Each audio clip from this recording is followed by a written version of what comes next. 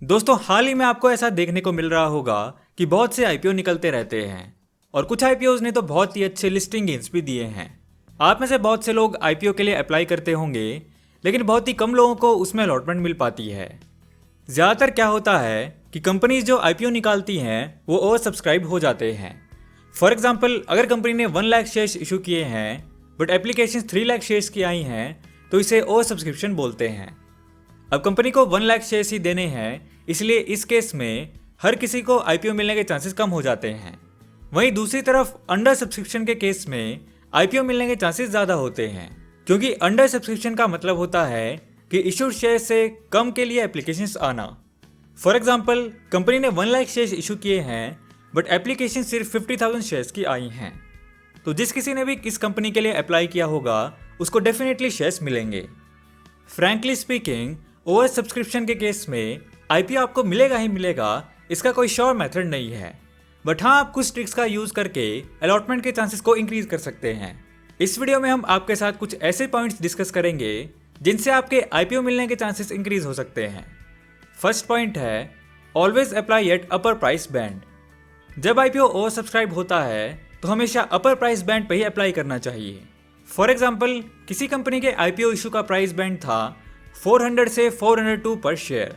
यह IPO over subscribe था और किसी इन्वेस्टर ने 400 या 401 के लिए अप्लाई किया था तो उसको शेयर्स अलॉट नहीं होंगे, और जिन इन्वेस्टर्स ने 402 के लिए अप्लाई किया था उनको अलॉटमेंट मिलने के चांसेस ज़्यादा होंगे। नेक्स्ट पॉइंट है, अप्लाई फॉर सिंगल लॉट। दोस्तों, आईपीओ में ओवर सब्सक्रिप्शन के केस में चाहे आपने कितने भी शेयर्स के लिए अप्लाई किया हो, आपको सिंगल लॉट ही मिल सकता है, जो कि लॉटरी सिस्टम के थ्रू निकाला जाता है। अगर आईपीओ का साइज स्मॉल है तो ओवर सब्सक्रिप्शन के हाई चांसेस होते हैं। इस केस में आप सिंगल लॉट के लिए ही अप्लाई करें, इससे अलॉटमेंट के चांसेस ज़्यादा होते हैं। हालांकि अगर आईपीओ अंडर सब्सक्राइब्ड है या फिर आईपीओ का साइज लार्ज है तो आप मल्टीपल लॉट के लिए अप्लाई कर सकते हैं, लेकिन जनरली एक लॉट के लिए अप्लाई करने से आपके अलॉटमेंट के चांसेस इंक्रीज हो जाते हैं। अगला पॉइंट है, apply with multiple demat accounts. दोस्तों, जैसा कि आप जानते हैं कि हमें आईपीओ में अप्लाई करने के लिए डीमैट अकाउंट चाहिए होता है, तो आप अपने आईपीओ में चांसेस को इंक्रीज करने के लिए मल्टीपल डीमैट अकाउंट से अप्लाई कर सकते हैं।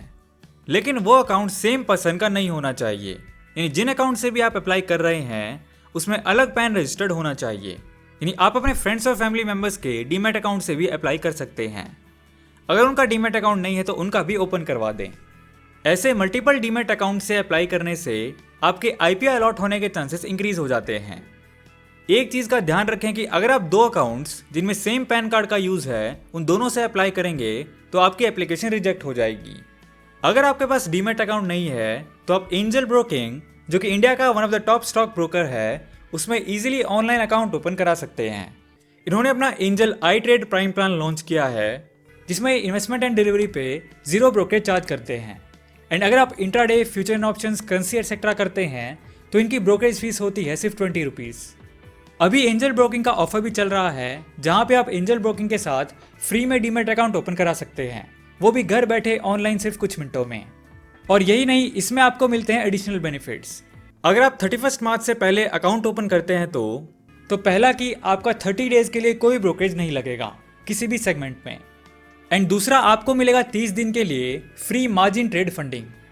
ये ऑफर्स बस लिमिटेड टाइम पीरियड के लिए है। एंजल ब्रोकिंग की app and website user friendly होने के साथ साथ इजी टू यूज है, और इसमें आपको मल्टीपल फंक्शंस देखने को मिल जाएंगे जिनका यूज करके आप आसानी से इन्वेस्टिंग एंड ट्रेडिंग कर सकते हैं। तो डिस्क्रिप्शन में दिए हुए लिंक्स पे जाओ और आज ही एंजल ब्रोकिंग में फ्री डीमैट अकाउंट ओपन करो। Next point is avoid technical rejections. IPO application technical error की वजह से भी रिजेक्ट हो सकती है। आईपीओ में अप्लाई करते टाइम बहुत ध्यान से डिटेल्स फिल करनी चाहिए। अगर थोड़ी सी भी गलती हुई, जैसे कि आपका नेम, पैन कार्ड और बैंक डिटेल्स में डिफरेंट है, तो आपकी एप्लीकेशन रिजेक्ट हो सकती है। टेक्निकल ग्राउंड्स पर रिजेक्शन को अवॉइड करने के लिए एएसबीए के थ्रू अप्लाई करना चाहिए। एएसबीए होता है application supported by blocked amount. ये एक प्रोसेस है जो Indian stock market regulator SEBI ने डेवलप किया है आईपीओ में अप्लाई करने के लिए। इसमें आईपीओ एप्लीकेंट का बैंक जब तक डेबिट नहीं होता जब तक उसको शेयर अलॉट नहीं हो जाते। तो इसीलिए स्मूथ प्रोसेसिंग के लिए ट्राई करें कि आप आईपीओ के लिए एएसबीए का यूज करें। अगला पॉइंट है, अवॉइड लास्ट मोमेंट रश। कई लोग क्या करते हैं कि वो दूसरे लोगों को देख के 10 जगह से पूछ के फिर लास्ट मोमेंट पे एंट्री करते हैं। बट लास्ट मोमेंट पे कुछ भी हो सकता है, जैसे कि इंटरनेट इशू हो सकता है, बैंक के सर्वर से रिलेटेड इशू हो सकता है, जिससे हो सकता है कि आपका एप्लीकेशन प्रोसेस टाइम पे कंप्लीट ना हो पाए। इसलिए लास्ट मोमेंट पे रश ना करें और इशू के सेकेंड डे तक अप्लाई कर दें। नेक्स्ट पॉइंट है बाय पेरेंट कंपनी शेयर्स। ये पॉइंट डिस्कस करने से पहले हम समझ लेते हैं कि पेरेंट कंपनी और सब्सिडियरी कंपनी क्या होती है। देखो, जैसे पब्लिक यानी लोग कंपनी के शेयर्स परचेज करते हैं, ऐसे ही बड़ी कंपनी छोटी कंपनी के मेजर शेयर्स परचेज कर सकती हैं। मेजर शेयर्स मतलब मोर देन और इक्वल टू 51% शेयर्स, जिससे छोटी कंपनी की कंट्रोलिंग भी बड़ी कंपनी के पास आ जाती है। इसी बड़ी कंपनी को पेरेंट कंपनी बोलते हैं और इस छोटी कंपनी को सब्सिडियरी कंपनी बोलते हैं। तो जब भी ये सब्सिडियरी कंपनी आईपीओ निकालेगी और आप इसमें इन्वेस्ट करना चाहते हैं, तो पहले आप पेरेंट कंपनी के शेयर्स परचेज कर लो, चाहे एक ही शेयर ले लो।